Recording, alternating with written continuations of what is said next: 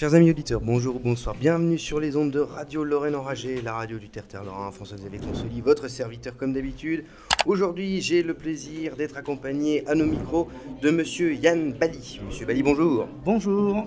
Alors Monsieur Bali, nous vous recevons aujourd'hui pour un ouvrage, mais ça va, au-delà de ça, on va parler d'un personnage haut en couleur. Un personnage que j'ai eu l'occasion de découvrir à l'occasion d'une conférence que vous avez donnée à Nancy.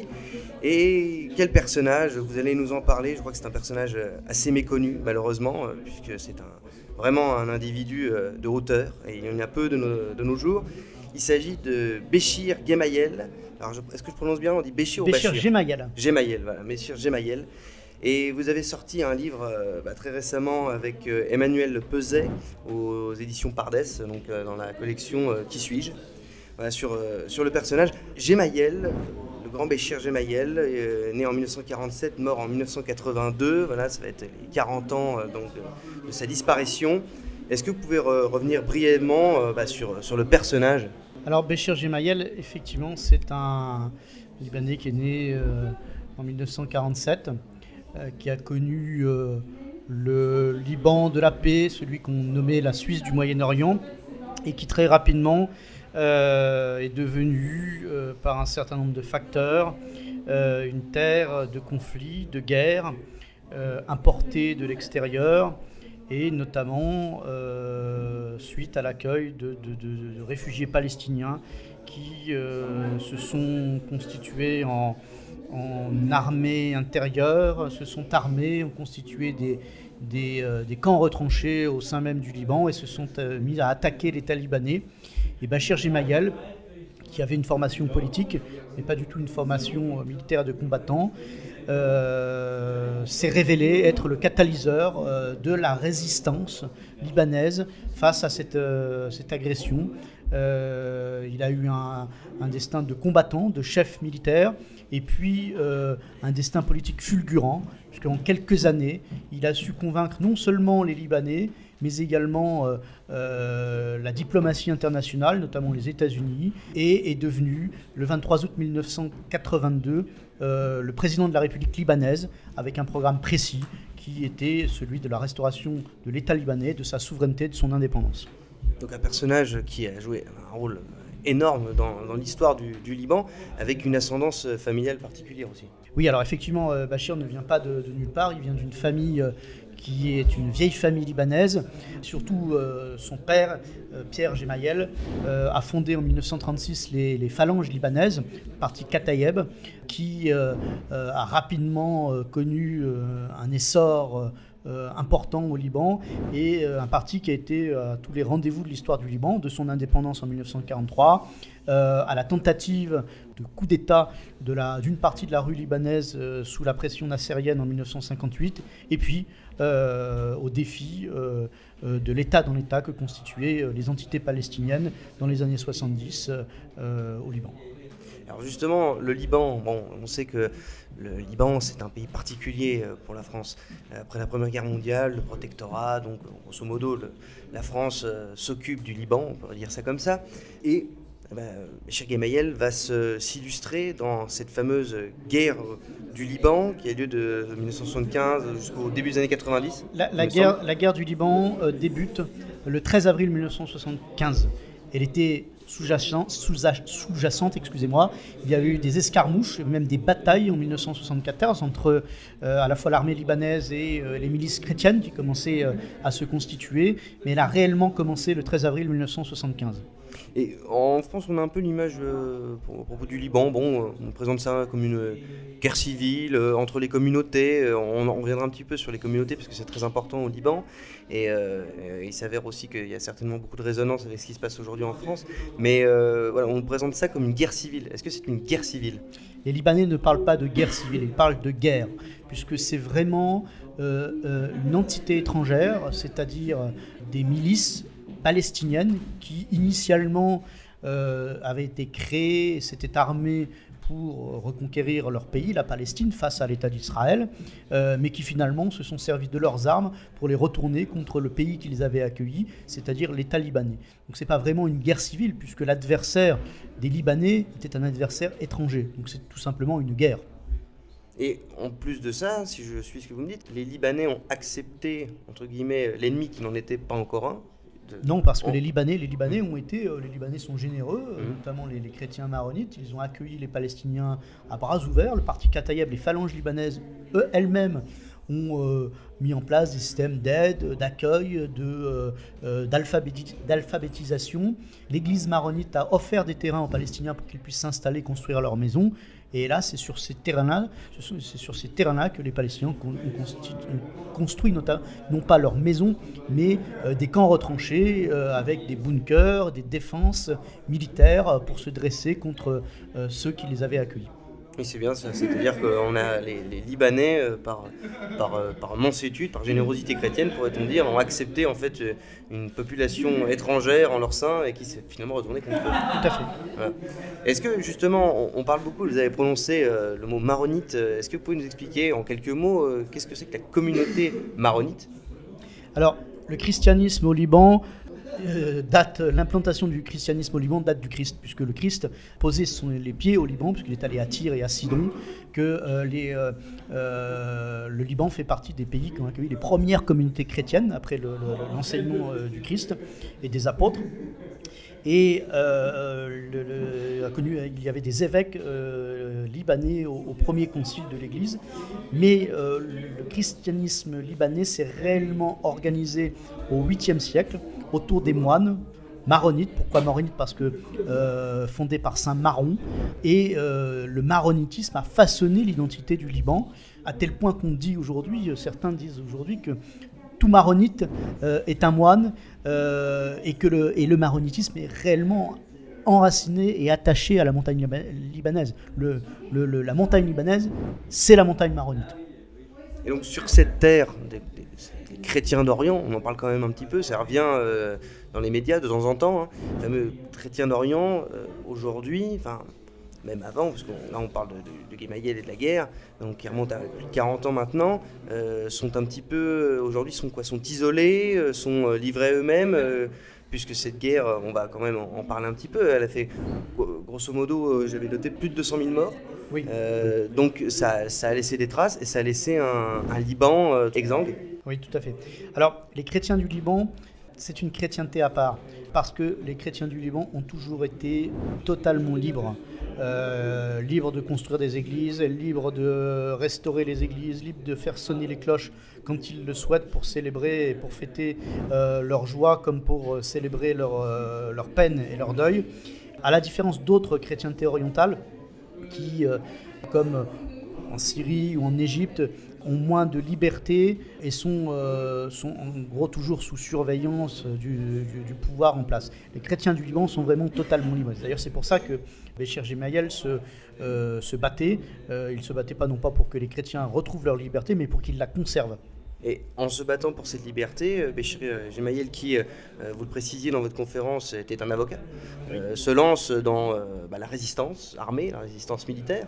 Et quand est-ce que démarre, donc on avait dit en 75, c'est vers cette époque-là que démarre en fait son épopée militaire pour devenir président du Liban. Alors en fait, Béchir Gemayel, il prend conscience de la situation quand il lui-même est enlevé par des milices palestiniennes en 1971. Et là, il comprend, il est retenu pendant 24 heures, il comprend que, comme il le dit, il faut en finir avec les palabres, avec la politique politicienne, et que c'est vraiment vers une résistance armée que l'on s'achemine. Et il en prend la mesure, et avec ses camarades, il commence à se former pour cette résistance. Le 13 avril 1975, quand se déclenche la guerre, ils sont prêts, ils l'amènent. Et puis, au fur et à mesure que ils arrivent à désenclaver la montagne chrétienne et Beyrouth, il revient vers la politique et effectivement, il met en place un projet politique avec des comités de réflexion sur tous les sujets qui concernent la vie quotidienne des Libanais, mais également les institutions libanaises. Et lorsqu'il présente sa candidature à la présidence de la République libanaise en 1982, il arrive avec un projet ficelé, reconnu par des pays comme les États-Unis, puisque le président Reagan comprend que là, il y a une opportunité de stabiliser le Liban, et donc il est élu le 23 août 1982. Il faut le rappeler, c'est l'Assemblée nationale qui élit le président de la République au Liban. Il est élu par non seulement les députés chrétiens, mais également la quasi-totalité des députés de la communauté musulmane chiite et d'une partie des musulmans sunnites. C'est-à-dire qu'il avait réussi à refaire l'unité de ce Liban qui était bien mise à mal depuis quelques années. Et donc créer une unanimité politique telle, c'est vrai que ça laisserait rêveur beaucoup d'hommes politiques aujourd'hui. Est-ce qu'on peut penser que Gemayel en fait était une espèce de catalyseur nationaliste, créer une espèce de révolution nationaliste en unissant le Liban? Je dirais pas nationaliste. Le parti Katayeb dont est issu Bachir est un parti profondément patriote. On peut dire que Bachir Gemayel était un identitaire, même si le terme n'existait pas à l'époque. C'est plutôt un partisan de l'identité. Il parle très souvent de l'identité du Liban. Il parle de la réforme intellectuelle et morale qui doit réapprendre aux Libanais à être enracinés dans leur terre, dans leur pays, pour pouvoir être capable de redonner sa grandeur et son indépendance et sa souveraineté au Liban. Quel a été le rôle de la France durant cette période? Parce qu'on l'a dit au début de l'entretien, normalement la France a un lien particulier avec le Liban et il semble que le Liban aime la France, mais peut-être pas réciproque. La France, hélas, a laissé tomber les chrétiens du Liban. Il n'a pas été à la hauteur du serment de Saint-Louis, qui avait promis en 1253 de considérer les maronites, les chrétiens du Liban, et de les protéger au même titre que les sujets du roi de France, c'est-à-dire les Français. La France, hélas, a plutôt pris le parti de l'adversaire, comme hélas elle l'a souvent fait dans cette deuxième moitié du XXe siècle. Mais que pouvait-on attendre d'un pays qui avait lui-même abandonné des populations comme les Pieds-Noirs et des gens qui s'étaient battus pour nous, comme les Harkis, quelques dizaines d'années plus tôt? Elle a fait la même chose, elle a renouvelé la chose avec le Liban, et les chrétiens du Liban en ont beaucoup souffert, même si aujourd'hui leur amour et leur attachement pour la France est intact.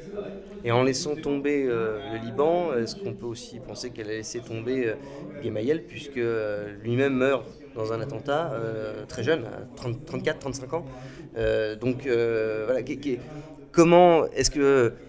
Allez, sans faire du chrony un petit peu ridicule, mais quelle aurait été la situation si Gemayel avait vécu et si justement il n'aurait pas disparu dans un tragique attentat? Je pense que la situation du Liban aurait été immédiatement... avait commencé d'ailleurs quand Béchir Gemayel a été élu le 23 août 82. Immédiatement, tous les témoins de l'époque le disent, même ses adversaires le disent, le Liban avait déjà changé et tout le monde était de nouveau fier d'être libanais, et il y avait un fort sentiment d'unité au-delà des communautés.